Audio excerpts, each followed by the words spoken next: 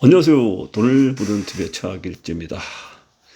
주식이 불안불안하게 금년에 그런 대로 열심히 살려왔는데 최근에 와가지고 주식이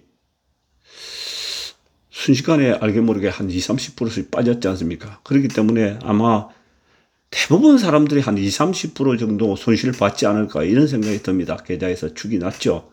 축이 났는데 그러면 앞으로 이걸 갖다 채워넣고 어느 정도 채워넣고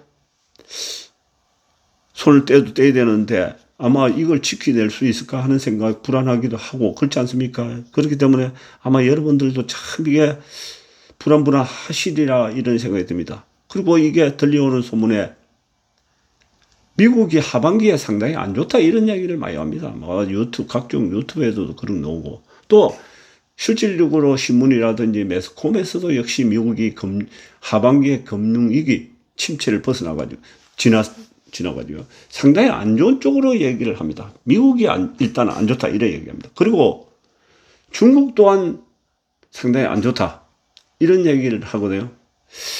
그렇다면 우리가 이게 뭐 주식을 장기도 해보고 단기도 해보고 뭐 중기도 해보지만은 또 어느 거 하나 솔직하게 안심하고 다리 뻗고 계속 믿고 있을 수가 없더라는 얘기입니다. 주식은 이게 하도 이게 주식이란 것이 그야말로 그때그때 따라서 부침이 많고 배나무상하기 때문에 언제든지 참 애관장을 태우고 갖고 있어도요.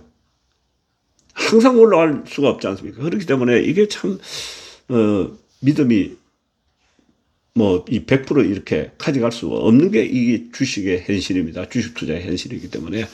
제 생각인데, 이제 저 생각을 이제 여러분들하고 전달하고 또 공유를 해볼까 하는 거지 저 생각입니다. 그런 점을 참조하시고 들으시면 되겠습니다. 전반적으로 저 생각도 하반기에 주식이 없지 않을까 이런 생각이 솔직히 듭니다. 저는 냉정히 볼 때 하반기에 이렇게 계속적으로 안 좋은 소리가 자꾸 들린다면 또 이게 요번에 잠시나마 이런 맛배기를 보여줬다 이런 생각이 들거든요. 이게 지금 그 소재주 배터리가 제일 그 핫한데 핫한 종목을 갖다가 단기간 만에 한 20, 30% 빼는 걸 보고 어쩌면은 하반기에 상당히 한번 데미지를 줄 수 있겠다 이런 생각이 솔직히 듭니다. 여러분들 어떻게 생각하는지 모르겠습니다만 또 반론을 제기하는 분도 있겠죠. 근데 저 생각은 그렇습니다. 그렇기 때문에 상반기까지만 주식을 하고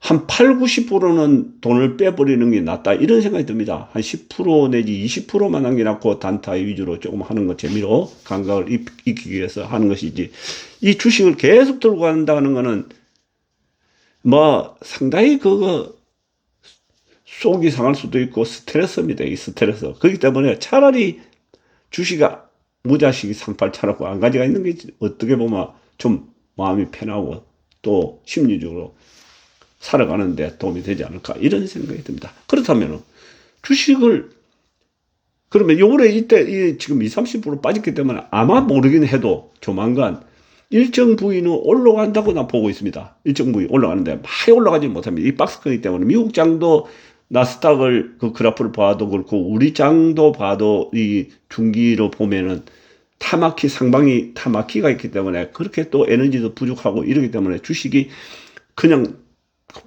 줄기차게 올라갈 그런 공산이 하나도 없어요. 지금 보니까. 그렇다면 이게 일정 부위가 올라가고 우리 지금 잃었던 거 어느 정도 찾고 나면은 현금화 좀 시키게 된다. 그렇지 않고 계속 붙들고 간다는 거는 제가 볼 때는 자칫 잘못하면 큰일 나겠다.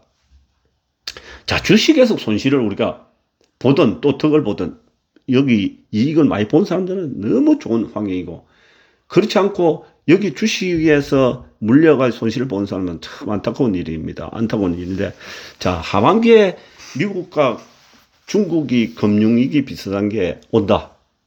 뭐 비슷한 거라도 오면 우리는 상당히 수출로 가지고 수출해가 먹고 사는 나라이기 때문에 타격이 상당히 큽니다. 그리고 주식 시장은 그야말로 망가지다시피 할 수가 있습니다. 그렇기 때문에 누가 뭐라든지 많이 올라가든 말든지 자기 기준은 자기가 세워놔야 돼요. 그렇기 때문에 어느 정도 다 뽑아줘야 되는데, 다행한 것은, 자, 미국이 하반기에 금융위기가 온다. 지금 또, 워런 버핏 절친 멍거라 그런 사람이 산업용 부동산 쇼크가 온다 하는 걸 아마 얼마 전에, TV라든지 이런 데서 나왔습니다. 이 버핏 친구가요. 그런 사람들 그렇고 미국의 실질적으로 산업용 부동산이 지금 상당히 상태가 안 좋습니다. 그 큰 돈 아닙니까? 큰 돈이기 때문에 아마 또 금융이 비슷하게 미국에 온다면은 주택 시장도 초토화될 확률이 많습니다. 자, 이걸 자세히 한번 들여다봅시다. 그러면 지금 신문에도 이렇게 많이 그런 얘기를 많이 나오는데 한편으로 우리는 아주 좋은 기회가 오는 것이 출구 없는 공사비, 인건비하고 공사비하고 인건비 이런 게 너무 많이 올라가가지고 집을 못 짓고 재개발이라든지 재건축이라든지 큰 아파트 단지들이 인력 인건비가 너무 많이 오르고 자재값이 너무 많이 올라가니까 아무리 아파트를 지어도 남는 것이 하나도 없다. 적자 본다. 이렇게 얘기합니다. 자, 이거 한쪽에서는 금융위기 와가지고 부동산이 와야 될 정도로 폭락할 거라고 이렇게 얘기하고 있는데 한쪽에서는 집을 지으면 질수록 손해본다. 이건 뭘 말할까요? 그러면은 아파트가 점점 아파트라든지 짓는 게 부족해질 수밖에 없습니다. 이래 되면. 나라도 건설회사를 가지고 있다든지 이렇게 한다면은 그 공사를 할 수가 없지 않습니까? 잠정적으로 뒤로 미룰 수밖에 없어요. 그러면 물량이 그렇게 공급이 항상 되는 그 상태에 돼야 되는데 어느 정도 어느 날부터 줄기가 시작이 되면 어느 시점 되면은 그 가격이 폭등한다. 그러면 한편으로는 지금 금융위기로 인해 가지고 금년 하반기 내지 겨울 이후에는 일시적으로나마 주택 아파트 시장이 지금보다 월등히 알로 내려갈 확률이 상당히 공산이 커져가 있습니다. 그것이 그야말로 하늘이 준 기회 아니겠습니까? 갭 투자든 뭐 투자든 이 아파트에 투자할 기회가 그때 오는 거 아닙니까? 잡아야만이 되지 또 뒤로 계속 미루다 보면은 결국 집이 모자라면은 어느 날부터 왜냐 건축비하고 인건비가 너무 많이 올라가기 때문에 그 폭등한다는 얘기입니다. 저 미국의 금융위기다 뭐 중국의 안 좋은 그런 얘기가 조금만 부스 들어간다면은 그야말로 주택가면 뛰어볼 수 있다.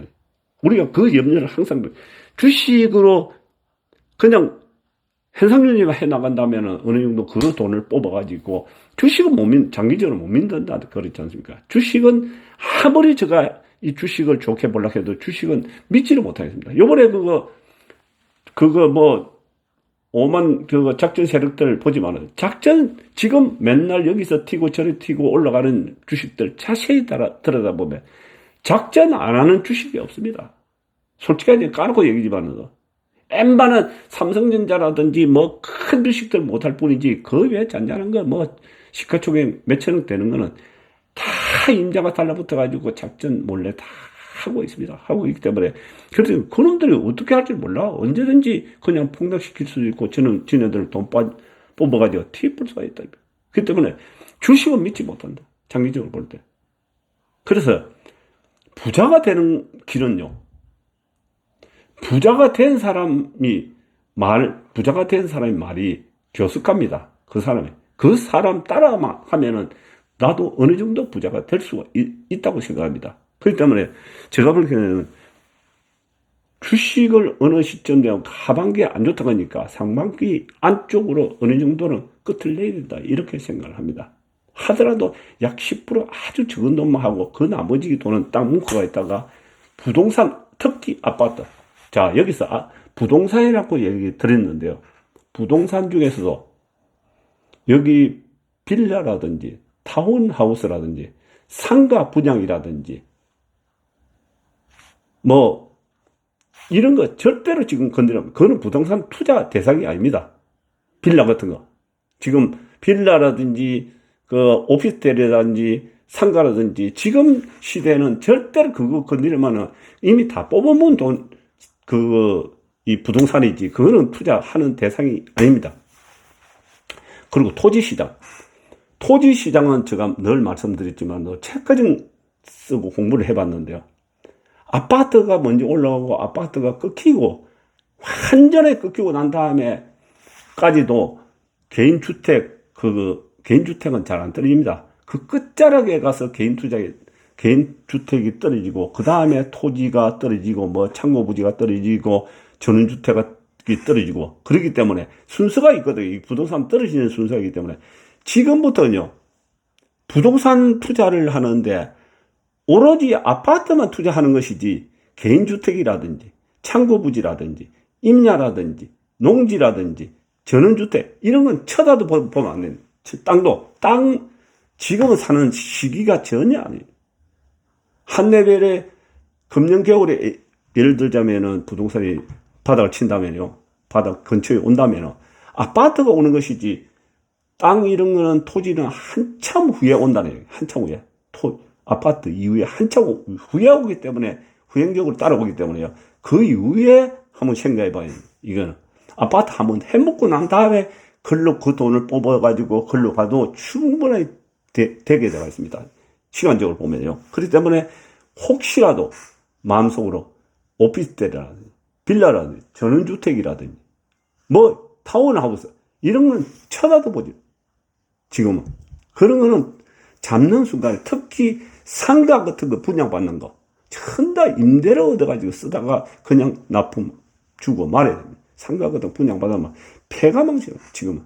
상가를 받아가지고 따박따박 월세 받는 시대는 이미 다 끝났습니다. 또 그리고 집이 없어가지고 월세로 산다, 전세로 산다, 임대로 그냥 사는 사람들, 월세나 전세 사시는 분들 있지 않습니까? 그리고 청년들 같은 경우는 LH공사에 각 지역의 LH공사에 가보면 신청을 딱 해놓으면 청년주택이다, 행복주택이다, 임대주택이다. 이게 상당히 많이 있습니다. 많이 있기 때문에 거기 신청을 해놓으면 자동적으로 자기한테 아파트가 적당한 평수가 돌아옵니다. 그런데 그게 월세하고 저 보증금이 많지 싶으지만 실질적으로 내가 개인주택 방 2개짜리, 3개짜리 얻어가지고 월세 주는 것보다 월등히 쌉니다. 이 보증금도 역시 마찬가지입니다. 만일에 5천만 원 보증금이라면 임대주택이요.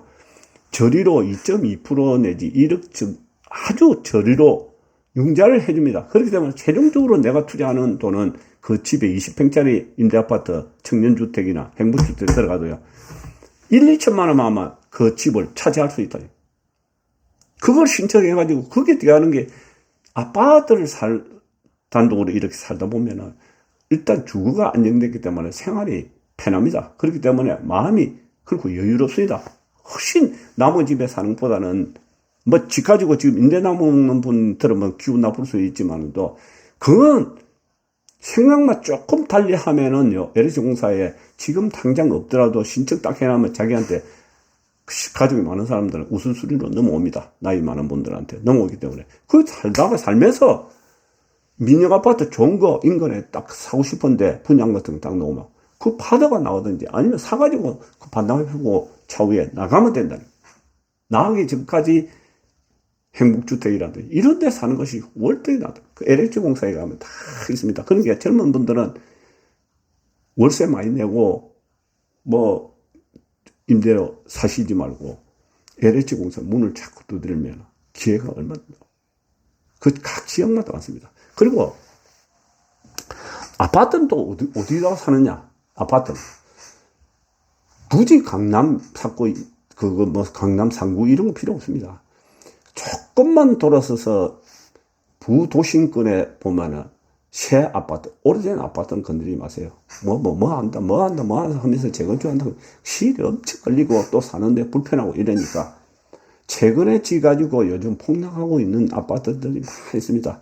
영 나홀로 된 아파트 말고 그래도 부도심권에 있는 거 상당히 괜찮은 지역인데 예를 들자면은 아파트가 뭐 한 14억 같은 게 84 타입이 요즘 한 10억이나 이렇게 내려가 있는데 그것이 겨울에 돼가지고 만일 8억대 이렇게 내려온다 이렇게 되면 그때는 가능하면 그런 지역을 잘 노려가지고 질러도 상당히 괜찮습니다. 그게 부동산이 아마도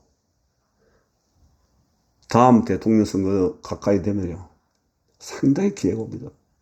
내나 원래 가격대로 다 해결해버립니다. 부동산도. 그렇기 때문에 종합해보자면은 주식은 신뢰성이 너무 떨어지고 또 애간장을 태우고 그야말로 걱정거리를 너무 많이 주기 때문에 어느 정도만 하시고 빠져나가야 됩니다. 빠져나가고 그 돈을 모아가지고 그 금년에 그야말로 미국하고 중국이 안 좋다 하니까 하반기에 겨울에 혹시라도 금융이 비슷한 게 오가지고 부동산 시장이 자산 시장이 폭락한다면 그때 그 돈을 가지고 헐값에 아파트에 질러야 된다.